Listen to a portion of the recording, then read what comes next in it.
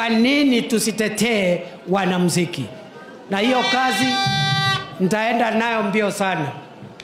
Hao jamaa wanaongea hapo hawanijui.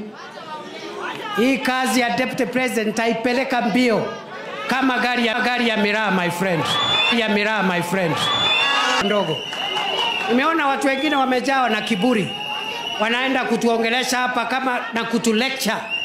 Unatulecture ukiwa nani? Kwani wewe ni Mungu? Una lecture kila mtu, una lecture mwanamuziki, una lecture mwanasiasa, una lecture kila mtu. Kwani wewe ni Mungu? Wewe tu, mimi nasema hivi.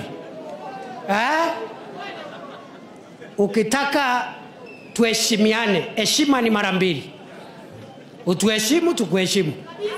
Usipotuheshimu my friend, tutakanyang'ana na wewe my friend. Naona watu wengine wanaongea na madharau. Unatisha nani? Naona watu wengine wanatutisha. Mimi ukiniangalia hivi ni mtu ya kutishwa na watu? Tuheshimiane bwana. Tuheshimiane. Nao wanamuziki walikuja 50, mimi naita wanamuziki 500 wakuje pale Karen. Tujua utafanya nini? Ati unasema umeamrisha wananchi wasisikize nyimbo. Unaamrisha kama nani? Unaamrisha kama nani? Tuheshimiane my friend. Mimi ni mtu ya heshima, lakini my friend, if you come within shooting range, we will deal with you. Na mkiwaona muambie watafute watu wa kutisha huko nje. Sisi sio watu kidogo.